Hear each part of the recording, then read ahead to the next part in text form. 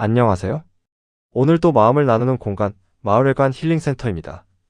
오늘은 최근 뉴스에서 다시 이야기가 나오고 있는 사법고시 부활 논의에 대해 정리해 보겠습니다.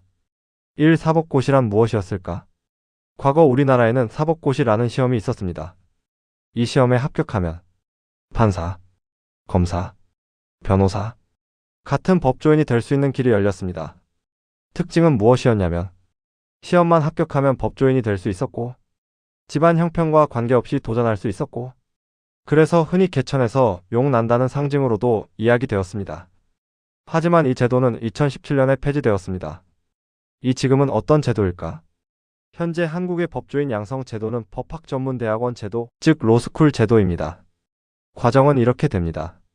일반 대학 졸업 후 1. 로스쿨 입학 2. 3년 동안 법학 교육 3. 변호사 시험 합격 이렇게 해야 변호사가 될 수 있습니다.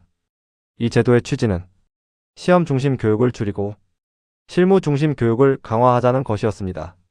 3. 그런데 왜 사법고시 부활 이야기가 나올까? 최근 언론에서 사법고시 일부 부활 검토 보도가 나오면서 논쟁이 다시 시작되었습니다. 보도 내용 중에는 사법고시를 연 5만 150명 정도 선발하는 방식, 로스쿨과 병행 제도 같은 이야기가 언급되기도 했습니다. 하지만 중요한 사실이 있습니다. 정부는 사법고시 부활은 사실이 아니다. 로스쿨 제도는 유지된다. 이렇게 공식 입장을 밝혔습니다. 즉 지금 상황은 정책 확정이 아니라 사회적 논쟁 단계라고 볼 수 있습니다. 4. 사법고시 부활 찬성 의견. 찬성하는 사람들의 생각은 이런 것입니다. 돈이 없어도 공부로 도전할 수 있다. 로스쿨 등록금 부담이 크다. 학벌과 스펙 경쟁이 심하다. 그래서 시험 하나로 공정하게 경쟁할 기회를 다시 만들어야 한다. 이런 주장입니다. 5. 사법고시 부활 반대 의견. 반대하는 쪽의 주장도 있습니다. 로스쿨 제도가 이미 정착됐다. 다시 시험 제도로 돌아가면 혼란이 생긴다. 수년 동안 고시 준비만 하는 사회 문제가 다시 생길 수 있다. 즉, 법조인 양성 제도가 다시 과거로 돌아갈 수 있다. 이런 우려입니다.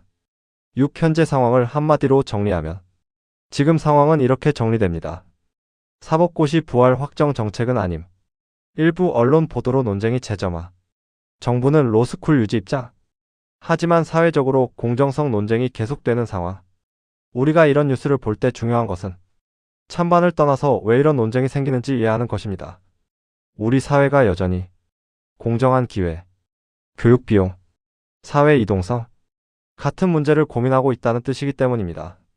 오늘도 함께 이야기 나눠주셔서 감사합니다. 여기는 마을회관 힐링센터 상담사였습니다. 오늘도 정말 고생하셨습니다. 대박 나시고 만수무강하세요. 후원 국민